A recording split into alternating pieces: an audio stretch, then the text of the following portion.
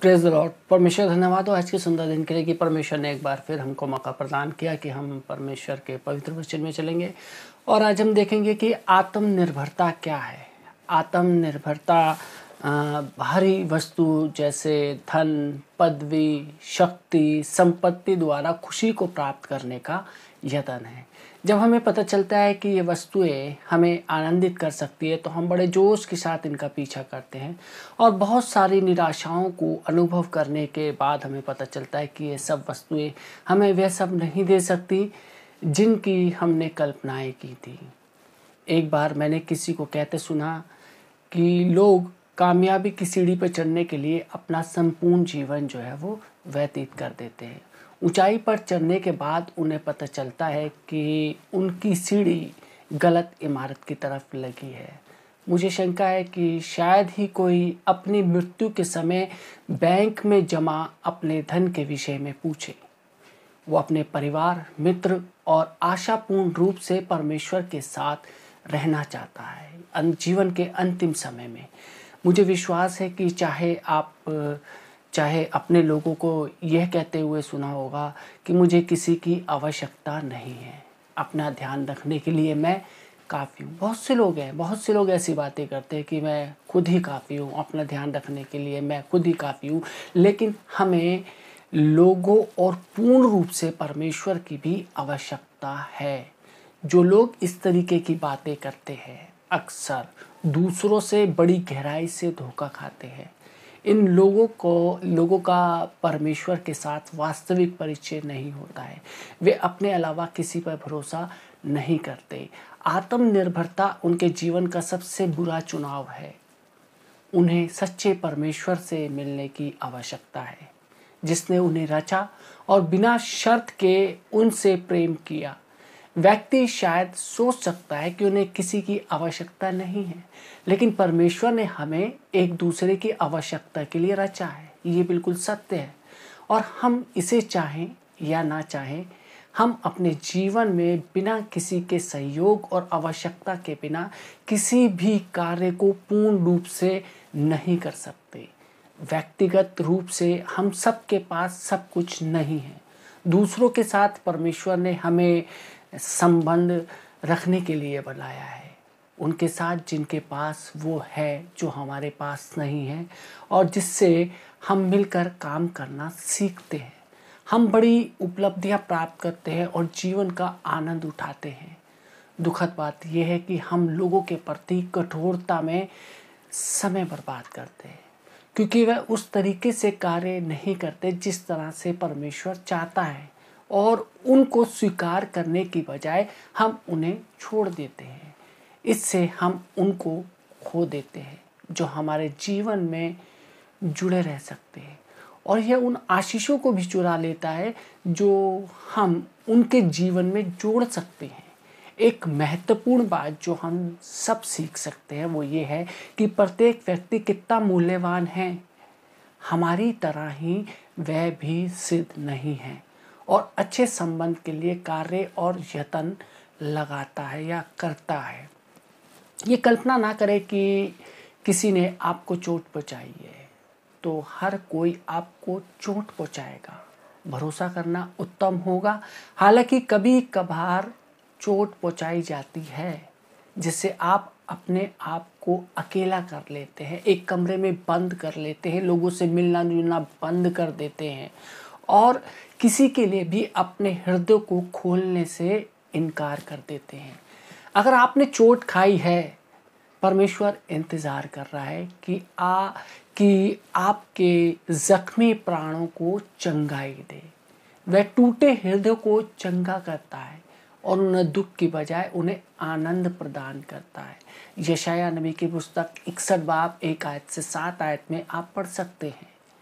वे आपके पास सुरक्षा की दीवार बनाएगा। परमेश्वर इस बात का वादा करता है कि वे हमें शांति, चंगाई देगा और वह हमें बहाल करेगा जब हमें धोखा मिलेगा। इस आयत को पढ़ने और मनन करने के लिए ज़रूर समय निकालें। यशायाह 61 1 से 7। मेरे सीखने के वर्षों में मैं इस आयत से मेरी बड़ी सहायता की है कि मुझे परमेश्वर पर निर्भर होना है बजाय आत्मनिर्भर होने के। यदि हम देखें दूसरा कुरिन्थियों 1 उसकी 3 से 4 आयत तक परमेश्वर का वचन कहता है, हमारे प्रभु यीशु मसीह के परमेश्वर और पिता का धन्यवाद हो, जो दया का पिता और सब प्रकार की शांति का परमेश्वर है। वह हमारे सब कलेशों में शांति देता है, ताकि हम उस शांति के कारण जो परमेश्वर हमें देता है उन्हें भी शांति दे सके जो किसी प्रकार के कलेश में हो। अगर मैंने मेरे दुखी प्राण को बहाल करने की परमेश्वर को अनुमति नहीं दी होती तो मैं कभी भी सीख नहीं पाता कि कैसे परमेश्वर से सहायता और शांति को प्राप्त करना है। परमेश्वर के पास आपके करने के लिए और उन लोगों के लिए भी जिनकी आप सहायता करना चाहते हैं कुछ महत्वपूर्ण हैं। अगर आप उनमें से एक हैं जो अभी भी निराश है, आप अपने अतीत के धोखे से जुड़े हुए हैं, तो आज परमेश्वर से प्रार्थना करता हूँ कि वे आपको शांति देना आरंभ करें। वे आपको मात्र चंगा ही नहीं देगा बल्कि वे आपके जीवन के खोए हुए वर्षों को भी बहाल करेगा। अगर हम अपना भरोसा उस पर डालते हैं तो वे हमारी पुरानी निराशाओं के बदले में हमें दोगुनी आशीष देने का वादा करता है। हालांकि ये धीमे धीमे से होगा, एकदम नहीं होगा। हम सोचे कि ये सब चीज़ें एकदम से पलक झपकते होगी, नहीं, ये धीमे धीमे से होगा। जैसे ही हम परमेश्वर पर भरोसा करना जारी रखेंगे और इसकी पूर्णता के लिए पवित्र आत्मा के साथ कार्य करेंगे।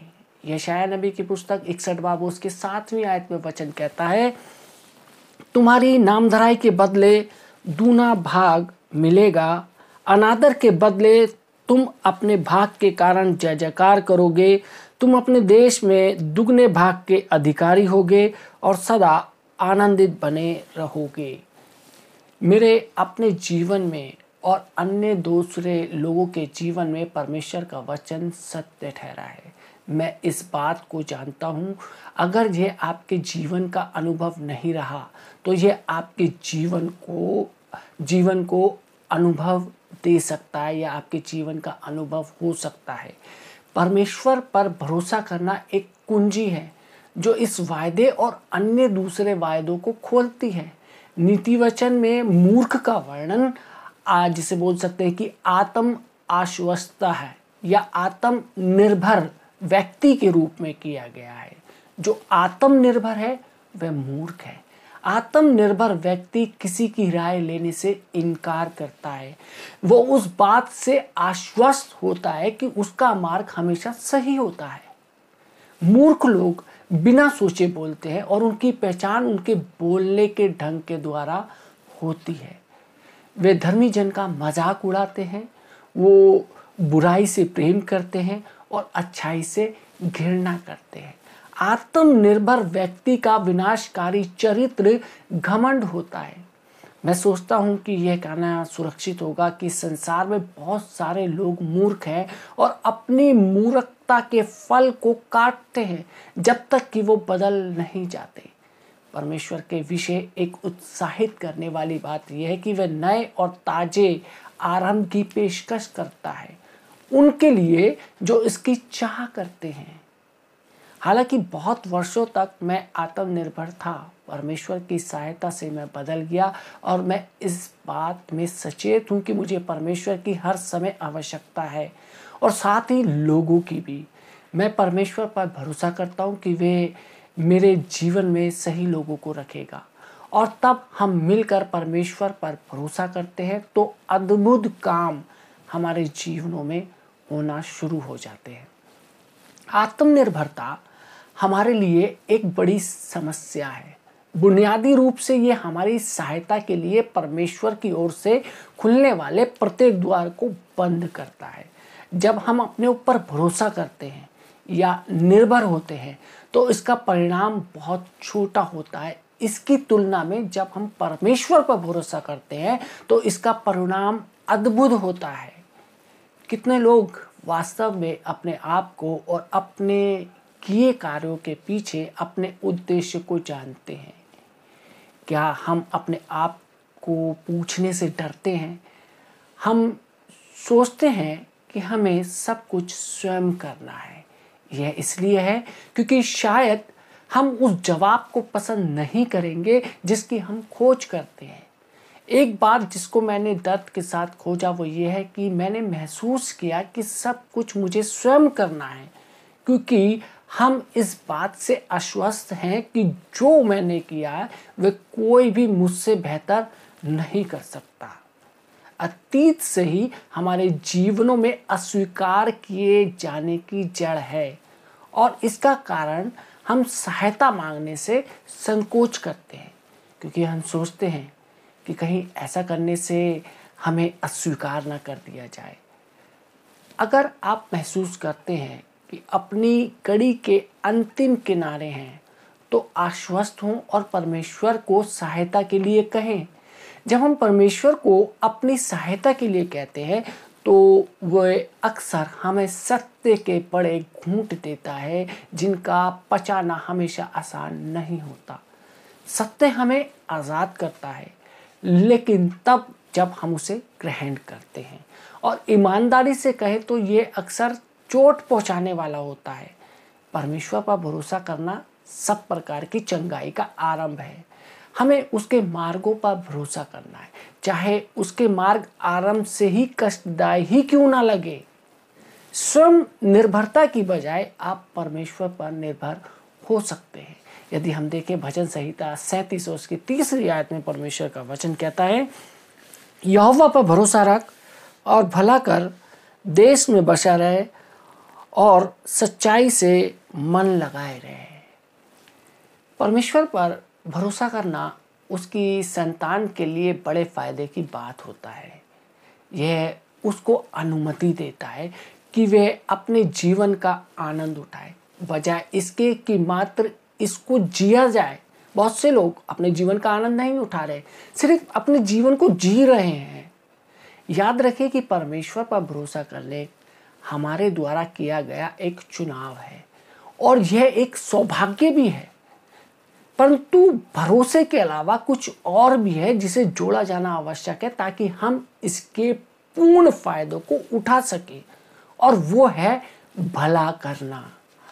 आपके लिए इस वचन में ये संपूर्ण रूप से अति महत्वपूर्ण है। भजन संहिता 37 और उसकी 3री आयत में बाइबल आधारित सिद्धांतों ने मेरे जीवन में अद्भुत तरीके से सहायता की है, और मैं विश्वास करता हूं कि ये आपके लिए भी महत्वपूर्ण है।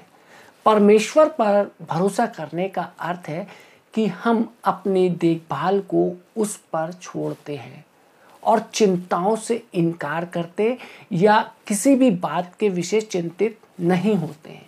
लेकिन इसका अर्थ ये नहीं है कि हम अपनी जिम्मेवारियों को छोड़ देते हैं।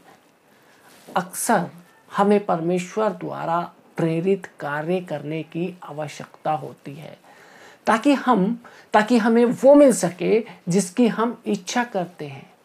कुछ लोगों की गलत धारणा होती है कि परमेश्वर पर भरोसा करना या इंतजार करना जो है वो बेकार है। इफिसियों को लिखे अपनी पत्री में पौलुस इससे बेहतर तरीके से कहता है। वो कहता है कि उन्हें सब कुछ करना है जिनकी हालात मांग करता है, और तब दृढ़ता से अपने स्थान पर खड़ा रहना, परमेश्वर पर भरोसा करना और अच्छा करने के सिद्धांत को हम वचन में देखते हैं।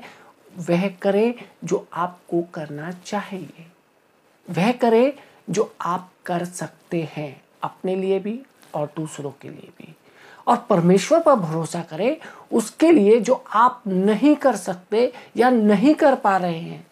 पहली बात जिसे हमें करना है वह हमारे जीवन के प्रत्येक क्षेत्र में परमेश्वर पर भरोसा करना है।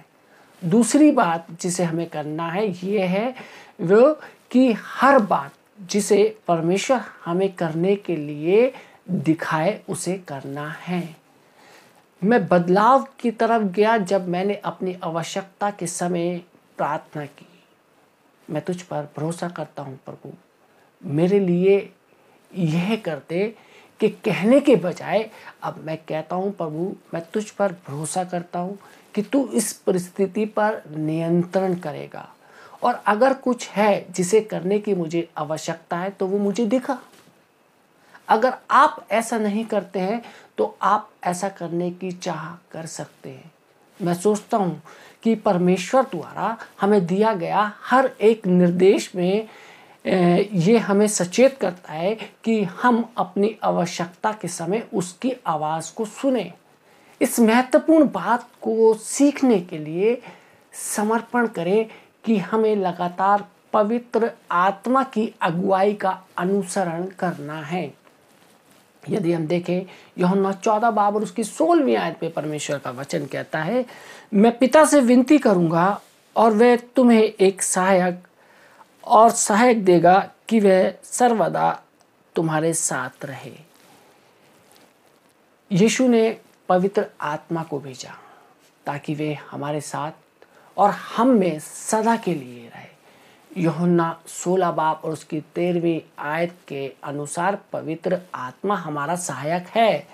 मैं इस विचार से प्रेम करता हूँ कि मेरे जीवन भर मेरे साथ चलने के लिए मेरे पास पवित्र आत्मा सहायक है, और मैं आशा करता हूँ कि यह विचार आपको भी आनंदित करता है जब कोई आपके साथ नहीं होता, जब आप अकेले होते हो, दुनिया आपको छोड़ देती, लेकिन पवित्र आत्मा आपके साथ है। हमें कभी भी अकेले चलने की या सब कुछ स्वयं करने की आवश्यकता नहीं, क्योंकि पवित्र आत्मा सहायक के रूप में उपस्थित है। जो कुछ भी हम करते हैं उसमें वह हमारी अगुवाई करता है, और उसको करने के लिए वह हमें सामर्थ और योग्यता देता है। इस बात को सुनिश्चित करें कि हर समय में आप परमेश्वर पर निर्भर होंगे, क्योंकि उससे अलग होकर हम कुछ नहीं कर सकते। जब हम यीशु मसीह पर अपनी आशा करते हैं और निर्भर होते हैं तो यह हमारे जीवनों से दबाव को हटा देता है। जब आप सब्र के साथ परमेश्वर का इंतज़ार करेंगे अपना भरोसा रखते हुए, तो वो अपनी इच्छा को प्रकट करेगा। मैं नहीं चाहता कि आप में से कोई भी शरीर के कामों के कारण निराश हो। हमेशा ऐसा कुछ करने की कोशिश ना करें जिससे आप अपनी ताकत या क्षमता में पूरा नहीं कर सकते। कृपया समझें, मैं बस इतना कहना चाहता हूँ कि आपको वो करने की ज़रूरत है जो परमेश्वर आपको करने के लिए कहता है, और वे ना करें जिसे परमेश्वर मना करता है। ईमानदार से अपने आप से पूछें कि वास्तव में मैं परमेश्वर पर भरोसा करता हूँ। पूछिए अपने आप से, क्या मैंने वह सब किया जो उसने मुझे करने को कहा था? मैंने उसकी आज्ञा मानना छोड़ दिया, फिर भी आशा करता हूँ कि मुझे वह सब मिलेगा जिसकी मैं चाह करता हूँ। मैं नहीं सोचता कि ऐसा हो सकता है, यह थोड़ा कड़वा प्रतीत होता है, लेकिन मैं सोचता हूँ कि यह सत्य है। परमेश्वर पर भरोसा करना किसी आत्मिक विचार से बढ़कर नहीं, जब तक कि हम उस पर पर्याप्त भरोसा ना करें कि वह करेगा जो वह हमसे करने के लिए कहेगा, और फिर भी कुछ ना करें जिसकी मांग परमेश्वर ने हमसे की है। कुछ बातें हैं जिनको करने के लिए परमेश्वर हमसे कहता है, और कुछ काम हैं जिनको रोकने के लिए वो हमसे कहता है। क्या कुछ ऐसा है जिसे परमेश्वर ने आपको करने के लिए मना किया है? मुझे अपनी राय देना पसंद है, लेकिन अक्सर पवित्र आत्मा मुझे मना कर देता है। मुझे चुप रहना याद दिलाता है कि मुझे चुप रहना है, हर जगह अपनी राय नहीं देनी है। बहुत से लोग हमारे तो ख़ास तौर से भारतवर्ष के अंदर राय देने में बहुत आगे रहते हैं, बहुत जल्दी से अपनी राय, चाहे उस क्षेत्र में उनका एक्सपीरियंस रहा हो या ना रहा हो, लेकिन अपनी राय ज़रूर देते हैं। मैं नहीं चाहता कि आप में से कोई भी शरीर के कामों के कारण निराश हो। हमेशा ऐसा कुछ करने की कोशिश ना करें जिससे आप अपनी ताकत या क्षमता में पूरा नहीं कर सकते। मैं बस इतना कहना चाहता हूँ कि आपको वो करने की ज़रूरत है जो परमेश्वर आपको करने के लिए कहता है, और वह ना करें जिसे परमेश्वर मना करता है। मेरी पसंदीदा आयतों में से एक भजन संहिता 46:10 है, जो कहती है कि शांत बनो और जानो कि मैं ही परमेश्वर हूँ। परमेश्वर चाहता है कि हम सक्रिय रहें, सक्रिय रूप से उसकी इच्छा को पूरी करें, अपनी नहीं, उसकी इच्छा को पूरी करें। जब आप परमेश्वर को कुछ सौंपते हैं, आप महसूस कर सकते हैं कि परमेश्वर चाहता है कि आप और ज़्यादा विनती करने की बजाय आभारी रहें। जीवन में कई बार ऐसे समय होते हैं जब आप प्रार्थना और प्रतीक्षा के अलावा कुछ नहीं कर सकते हैं। यह विशेष रूप से तब सच है जब आपके प्रार्थना अनुरोध में आप किसी प्रियजन के लिए कुछ चाहते हैं। आपकी प्रार्थना परमेश्वर को काम करने के लिए दरवाजे को खोलती है, लेकिन इसमें शामिल व्यक्ति को परमेश्वर को काम करने की अनुमति देने की ज़रूरत है।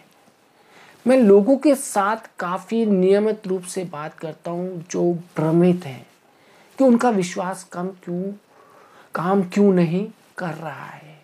उनके साथ थोड़ी देर रहने के बाद कई बार मैं देखता हूँ क्योंकि वे शिकायतें करते हैं, वे दूसरों की आलोचना करते हैं और वो नकारात्मक है। इस तरीके का व्यवहार पवित्र आत्मा के नेतृत्व में आज्ञाकारी नहीं है।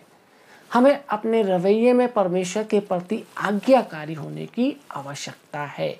हमें अपने दुश्मन शैतान से अधिक शक्ति दी गई है, लेकिन उस शक्ति का उपयोग करने का अधिकार केवल परमेश्वर के आज्ञाकारी होने से आता है। यदि हमने शक्तिशाली बनना है तो परमेश्वर की आज्ञाकारिता को हमें सीखना पड़ेगा, और जब तक हम ये चीज़ नहीं सीखेंगे तब तक हम निराश और भ्रमित ही रहेंगे।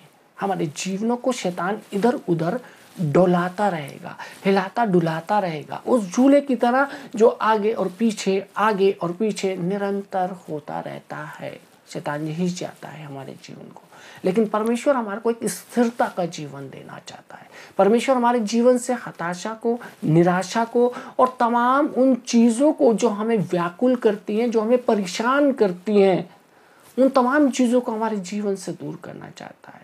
परमेश्वर चाहता है कि हम आशावादी बने, उस पर विश्वास करें। परमेश्वर आप सबको आशीष दे, आमीन। आइए हम दुआ मांगे। धन्यवाद देते हैं महान सामर्थ्य पिता परमेश्वर आज के सुंदर वचन के लिए, जो खुदान परमेश्वर जिसमें हमने सीखा खुदान परमेश्वर हमें आत्मनिर्भर नहीं बनना है, हमने सिर्फ और सिर्फ तेरी ओर देखना है। क्योंकि खुदावन हम जानते हैं कि इंसान इस संसार में रहते हुए अपनी युक्तियों को लगाता है, अपनी ताकत को लगाता है, अपने पैसे को लगाता है, लेकिन खुदावन फिर भी वो काम नहीं हो पाता। और जब इंसान हताश और निराश हो जाता है तब वो खुदावन तेरे पास आता है। खुदावन हम काश की सबसे पहले तेरे पास आए, हम अपनी ताकत का, अपने पैसे का, अपने बल का, अपनी इच्छा शक्ति का उपयोग ना करें, बल्कि खुदावन तुझ पर भरोसा करने वाले हो सके, तुझ पर विश्वास करने वाले हो सके, तेरे पीछे चलने वाले हो सके। प्रभु जी, यदि आज परमेश्वर जितने लोगों ने ये वचन सुना है, परमेश्वर जितने लोग ये वचन सुन रहे हैं, परमेश्वर इस वचन के माध्यम से वो आशीषित हो सके और अपने जीवन में पहला स्थान प्रभु जी तुझको देने के आए। खुदावन इस वचन के माध्यम से खुदावन परमेश्वर बहुत सी रूहें परिवर्तित होने पाए, परमेश्वर उनके जीवन परिवर्तित होने पाए। लोगों ने परमेश्वर ये वचन सुनाए, उनको उनके परिवार पे खुदावन तेरी आशीष चाहते हैं, यीशु मसीह के नाम से आमीन।